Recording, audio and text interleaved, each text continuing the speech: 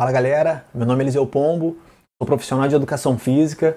Eu estou aqui para falar com vocês sobre preparação física, mais especificamente treinamento integrado, desenvolvendo funções e potencializando resultados. Primeiramente eu vou contar para vocês uma breve história da atividade física ao treinamento físico. Há milhares de anos atrás, a atividade física era uma forma de sobreviver ao ambiente selvagem. O treino era apenas uma consequência do estilo de vida das pessoas daquela época. Era necessário caçar, fugir de predadores, e nessa brincadeira o homem precisava saltar, correr, nadar, subir em árvores, fazer diversas atividades para simplesmente se manter vivo. Já no século V, após a queda do Império Romano, onde diversas civilizações foram devastadas, o treino ele passou a ter um objetivo mais específico: a preparação para as batalhas. E utilizava-se de corridas, saltos, manuseios de objetos pesados como espadas, escudos, troncos de madeira, pedras ou mesmo animais. Na época do Renascimento, entre 1300 e 1600, a atividade do corpo ela passou a ser vista como um grande aliado na saúde mental e espiritual do homem. Deixou de ser algo exclusivamente voltado ao físico. Após a Revolução Industrial, em 1760, as máquinas vieram substituir o trabalho braçal dos homens, e o sedentarismo passou a ser uma preocupação maior, e a atividade física uma necessidade. A primeira academia do mundo ela foi criada em Estocolmo, capital da Suécia, em 1865, pelo ortopedista Jonas Zander.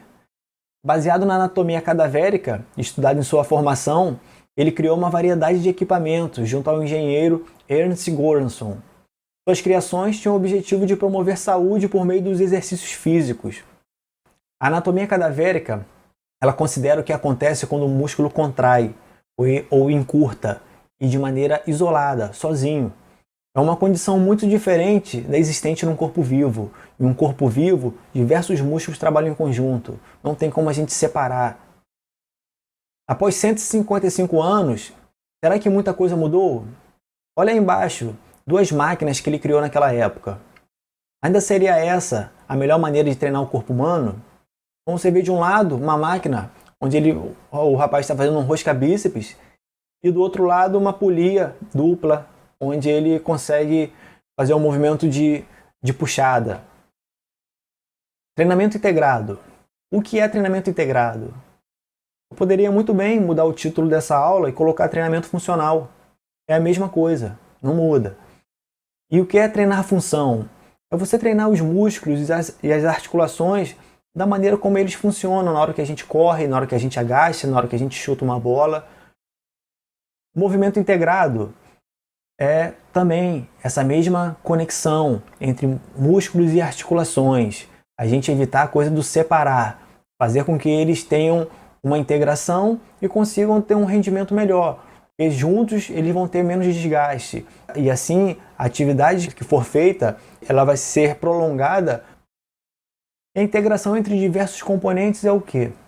Quando a gente treina de maneira integrada, não só músculos e articulações elas vão estar sendo estimuladas, mas tendões, ligamentos, ossos, a fáscia, que é um tecido que reveste todos os nossos músculos e faz com que eles trabalhem em conjunto.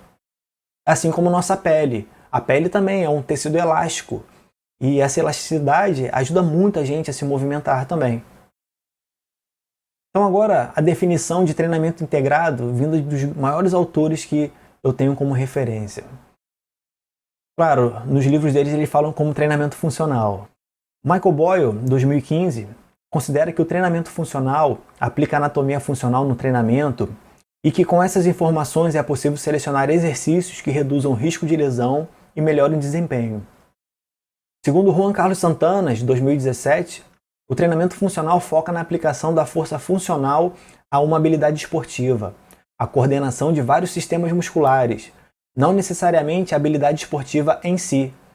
Você já deve ter ouvido falar de alguns autores que dizem que o treinamento funcional é você reproduzir gestos esportivos. Não que isso seja errado, mas você pode muito bem também reproduzir as ações que acontecem nos gestos esportivos.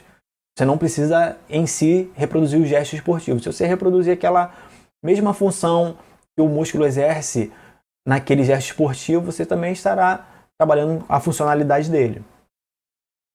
O treinamento funcional possui uma grande transferência dos ganhos do treino para a competição, desenvolvendo funções presentes no esporte.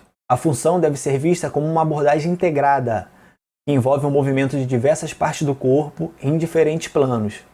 Gambetta, 2007. Vern Gambetta também é uma grande referência.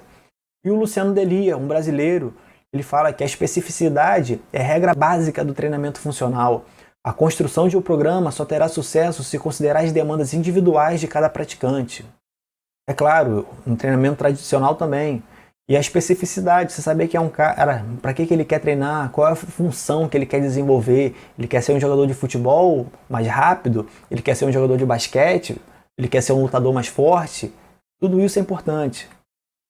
Qual seria o inverso da integração? Quando a gente vai na academia para poder treinar nossos membros inferiores, quais são os exercícios que a gente costuma fazer? Cadeira adutora, para trabalhar a parte interna da perna. Cadeira abdutora, a parte externa. Cadeira extensora, a parte da frente. Cadeira flexora, a parte de trás. Estou falando de uma maneira bem simples, tá, gente? Nessa maneira aí, a gente treina 4 músculos. Claro, a gente sabe que outros também participam do movimento. Mas a gente treina basicamente 4 músculos de maneiras separadas, sendo que esses 4 músculos, eles trabalham em conjunto. Na hora que a gente corre, na hora que a gente chuta, na hora que a gente agacha. Ou seja, a gente está pegando 4 componentes que trabalham em conjunto e fazendo com que eles trabalhem de maneira separada, com cargas diferentes, velocidades diferentes, angulações diferentes e fazendo com que o pé não perceba esse ganho de força que está havendo ali. Sendo que na hora que a gente está correndo, todos esses músculos estão trabalhando, o nosso pé que faz o contato com o solo e faz a transferência de força para o resto do corpo. Ou seja, o risco que uma pessoa que ganha muita força nessas máquinas tem de repente lesionar um tornozelo, por não estar treinando em conjunto, acaba sendo maior na hora que ele for correr. E a gente acabou de ver que o treinamento físico, ele começou lá por volta do século V, após a queda do Império Romano, e ele era feito como? Utilizando pedras, utilizando espadas e escudos, que normalmente eram mais pesados do que aqueles utilizados em batalhas, fazendo uso de toras de madeira, animais e tudo. Só que pensando em evoluir esse treinamento, veio um ortopedista e desenvolveu diversas máquinas, porém baseados nos estudos de um cadáver. Ele utilizou um corpo morto para poder fazer um treino de pessoas vivas. Aí o que aconteceu? Conforme foi passando o tempo, diversos profissionais do movimento, entre eles essas referências aí que eu citei, começaram a ver que, na verdade, aquele treinamento antigo, ele fazia muito mais sentido do que esse treino nas máquinas. E foi aí que eles começaram a desenvolver as metodologias deles. Hoje em dia, se você for no centro de treinamento do Michael Boyle, por exemplo, você não encontra nenhuma dessas máquinas aí que a gente encontra na maioria das academias do Brasil.